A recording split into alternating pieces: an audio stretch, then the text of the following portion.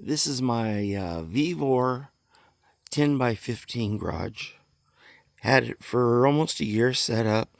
I have it on some 2x6s to get it a little higher off the ground because what goes in there needed a little space. And it's kind of did well until this last couple months. There's trees that's there, it's around the water line of the tree. Did good last winter, and then I looked and I'd seen some little holes in there, and then after a windstorm, I'm like going, hey, we have a problem. So yeah, if you get one of these, I would suggest make sure you provide a secondary cover on the roof for the roof. I'm going to do a bit of an upgrade here, so I'll show you what I did. I'm actually going to leave when I get to the other side, I'm leaving the roof up. I'm just going to do what I'm going to do over the top of it. Little extra layer, won't hurt. And I don't screw something up trying to cut the other half of the roof off. Because if I try to do that, I will screw it up. So, kind of show you how things have changed around here. There's lots of trees down. By choice. It's all by choice. I thinned it out around the bees, got rid of all the small stuff. I got rid of all the weeds. That would be, in your lawn, you have a weed come up, you pull it. Well, my lawn happens to be a forest, so I have stuff I need to just pull them out. So that's what I've been doing. I've been pulling trees recently. Great therapy. But I have a lot of trees down. Next step is run through with a chainsaw and section them up a little bit so I can then haul them out of here, or actually pile them up and have one or several gnarly fires. Okay. This is my Vivor greenhouse with the door off of a Vivor chicken coop. It's 20 feet long. As you see, I did things a little bit different. The reason I used the greenhouse and had the door off the chicken coop is because here's my Vivor chicken coop. They're definitely not tornado proof or whirlwind proof. It took out one of my beehives, and so it's fun trying to put a beehive back together, at the end of the day, and you got a bunch of pissed off bees swarming around you. It was an adventure. Okay, now here we have the hens. Well, and roosters. So I have 10 hens, 2 roosters. Probably a little overkill on the rooster side.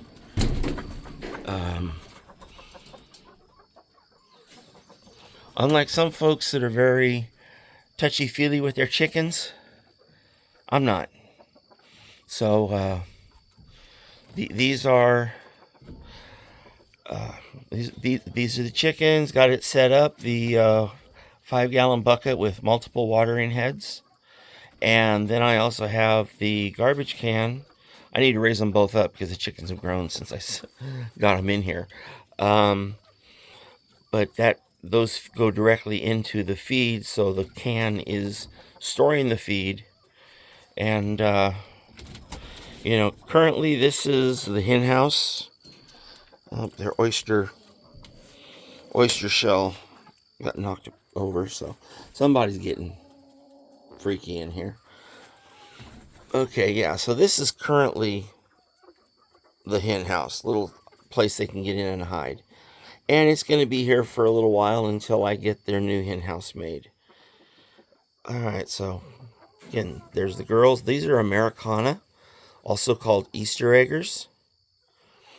And they lay colored eggs. Different shades of whites, browns, and blues. Yeah, say blues. So I should get eggs off of these ladies, within the next couple months. Thinking about naming them, not really sure. I would not name. Oh, close the door behind me. There we go.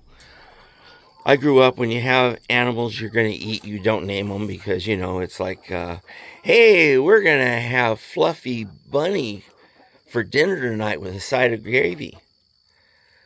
That's just not good. But yeah, so I don't plan on eating these ladies until good 3 or 4 years down the road, whenever it is they're done laying and get replaced by the younger ones and they head towards the stew pot. So if you got some ideas for names, I had thought about the ladies of the View, they're old hens, but the View's going away, so got to go on to something else. All right, let me know as we press on from here. Yeah, more more trees down. I cleared that area. A lot of trees came down. I say it's a blast taking them down. But then the work starts. Normally the getting the stump out would be the hard part, unless you have a dozer. But with this, I got complete trees, got the stumps, everything. And some of them might make the fire. Or I should say, some of them might make it to the mill. Most of them are going to make it to the fire. Because off just that, I'm going to say that tree right there, because I think it's an oak. Mostly because this place is surrounded by oaks, but I don't know trees very well. And it's like, hey, it's firewood. If it's not going to the mill, it's firewood. But yeah, so that's what's going on there. This is how I plan on cleaning up. It's a grapple. We have the ATV when it wants to run.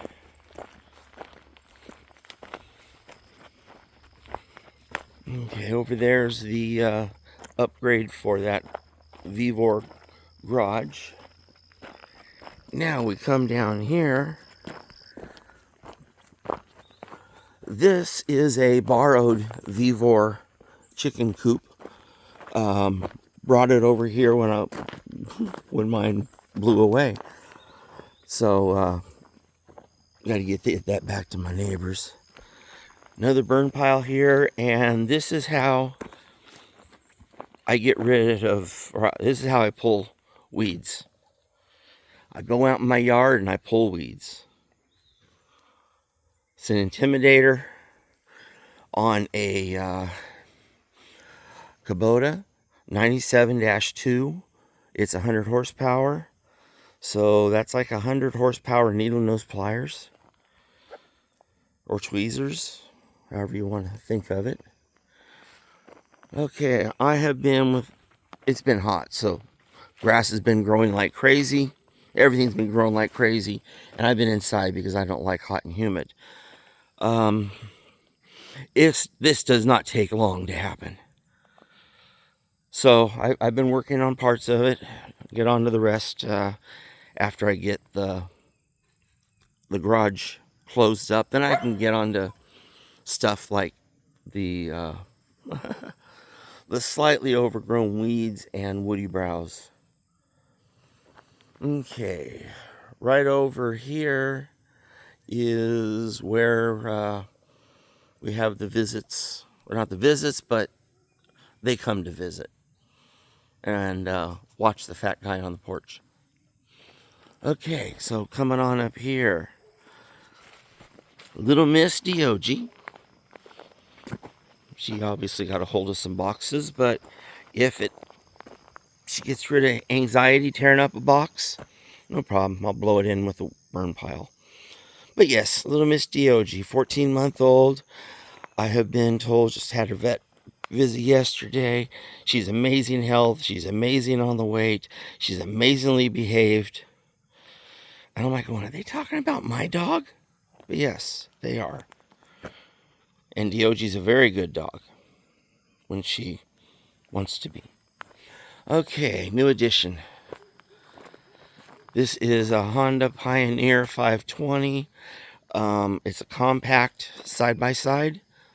The reason I wanted the compact side-by-side, it is because there's not a lot of room between these trees. And it's going to be hard enough getting this through the woods. And it's only 50 inches wide. So it is the same width as a regular ATV. But you sit side by side and you have a dumping trunk. So that's the highlights of what's going on around here. Now I'm getting an early start today just because it's getting into the upper 90s again. Okay, I'm from Central Valley of California. Upper 90s, I'd be like going, yeah, no problem. But I tell you what, when you wear a coat of humidity, and you don't just feel it, you wear it. This is for those of family and friends still in California who haven't experienced that. It can get rough, but it makes you stronger, or at least smell that way. Okay, this is what's going on the roof of the Vivor garage. It's these panels are basically 3 feet wide, and this is 12 feet long. I need 6 foot long, so I bought a 12-footer. And my adventure for today is going to be to cut it, and that'll be attached. I'll do what I can. I don't like doing a how to do because normally I don't do it the proper way of how to do. I do the how I do it. So we'll see what we want to cover on it.